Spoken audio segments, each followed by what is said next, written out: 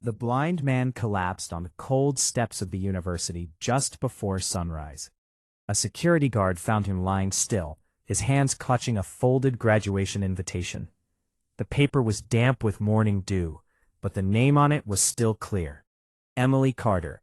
No one understood why a blind homeless man would die holding a graduation card.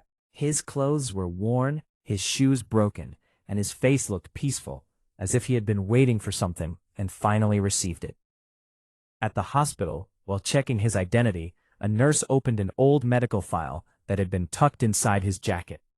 Her breath caught in her throat when she read the first line. Patient sold both corneas 10 years ago. And the girl whose name was written on that invitation was, at that exact moment, standing in a black graduation gown, smiling for photographs, believing she had no father in this world. Daniel Carter once had eyes that could see the sunrise. He worked on construction sites from morning until evening, lifting bricks, pouring concrete, and climbing scaffolding until his muscles burned. His body was always tired, but his heart felt full, because every night when he returned home, a small girl with tangled hair ran toward him and wrapped her arms around his legs. Dad. Emily was 7 when her mother died from a sudden illness. One week, she was laughing in the kitchen, and the next week, there was only silence in the house. From that day on, Daniel became both father and mother. He learned how to braid hair with clumsy fingers. He learned how to cook meals without burning them too badly. He learned how to sit beside a crying child and pretend he was not broken inside. At night, he read stories to Emily until his eyes hurt. One night, after closing the book, he looked at her seriously and said, "Emily, you must study hard. I don't want you to live like me, breaking your body every day." Emily nodded. "I'll be a doctor, Dad. I'll fix people." Then, fix poor people first. They were poor, but they were together, and that felt like enough. Until the day Emily started rubbing her eyes while doing homework. "Dad, the words are blurry," she said. Daniel thought she was tired. But the next day, her teacher called him to school. "She can't see the board," the teacher said gently. "You should take her to a doctor." At the hospital, the doctor examined Emily for a long time before speaking. "She has a serious eye condition. Without surgery, she will gradually lose her sight." Daniel swallowed. "How much will it cost?" The doctor wrote a number on a piece of paper and slid it across the desk. Daniel's hands began to shake. It was more money than he earned in 2 years. "Can we wait?" Daniel asked. The doctor shook his head.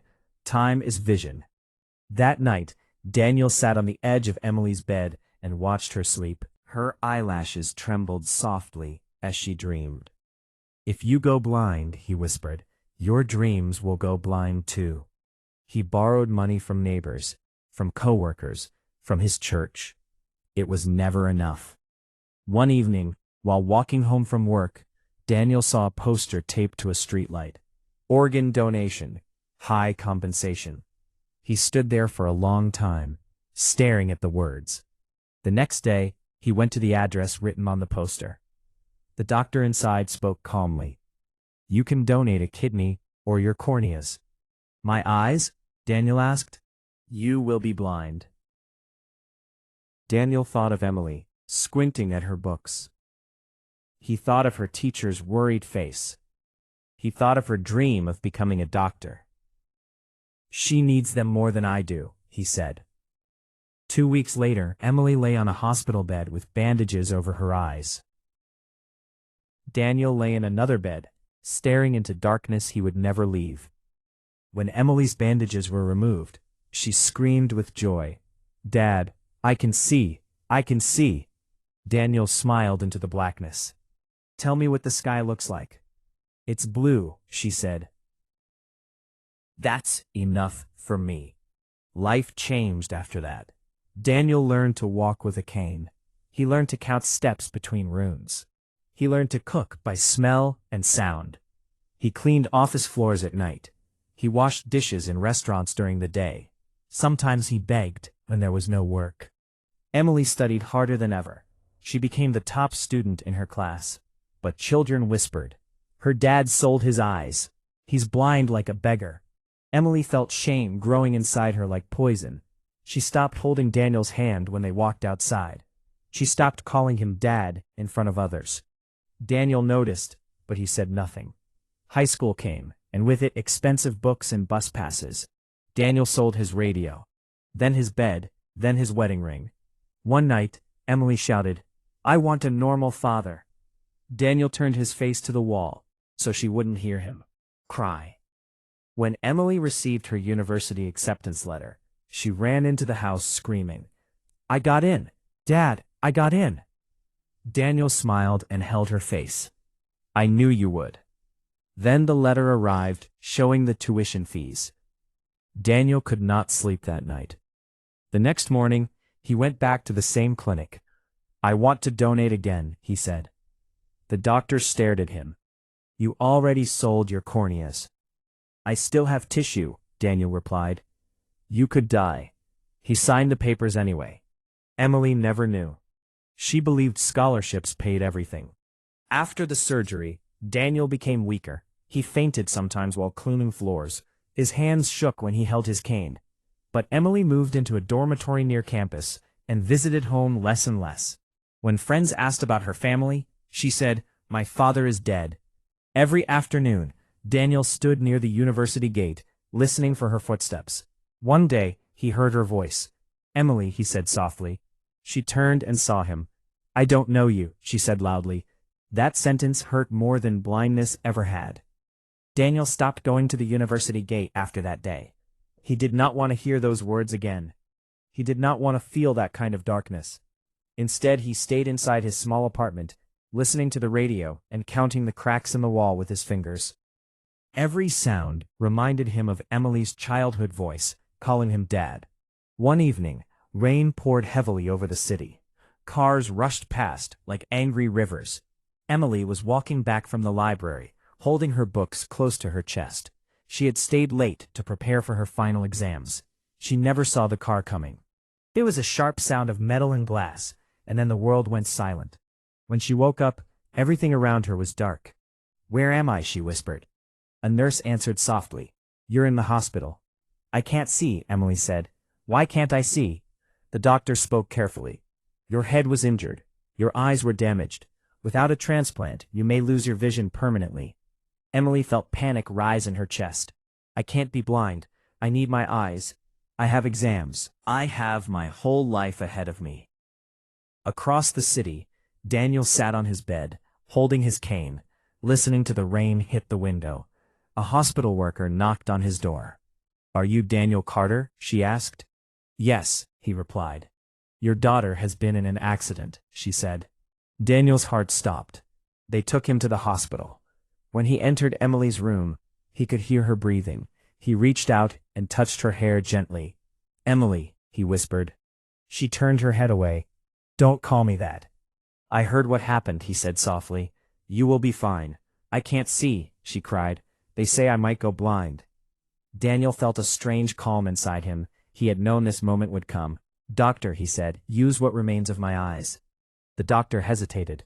"Sir, you are already blind. There is almost nothing left. Use it. But you could die." "I already gave my sight for her future," Daniel said. "Let me give what is left for her life." They took him into surgery that same night. Emily slept while they took the last usable tissue from Daniel's damaged eyes. When Emily woke up the next morning, light slowly returned. "I can see," she whispered. "I can see again." A doctor stood beside her bed and placed a file in her hands. "You deserve to know who saved you," he said. Emily opened the file. Her fingers began to shake. Donor, Daniel Carter. Previous donation, both corneas, 10 years ago. Her breath stopped. "What does this mean?" she asked. The doctor looked at her gently. "Your father sold his eyes years ago to pay for your first surgery, and now he has given you what little remained." Emily's heart began to pound. "No, that's not possible." "He was just poor. He was just blind. He was blind because of you," the doctor said softly. Emily ran out of the room. She went to her apartment. The door was unlocked. Inside, the room was empty. No radio, no cane, no bed. Only a letter lay on the table. Her hands trembled as she opened it. "My Emily, if you are reading this, it means you can see again. That was always my prayer. I never wanted you to know the price of your education. I only wanted you to walk into the world with your head high. I sold my eyes so you could read books. I sold them again so you could see the world. You were ashamed of me, and I understand. Poverty is ugly. A father like me is not easy to love. But loving you was easy. Do not cry for me. Just see the world with kindness. Forgive the blind man who loved you more than his own life. Emily fell to the floor. She screamed his name, Dad, Dad, but he was already gone. They found Daniel by the river that night.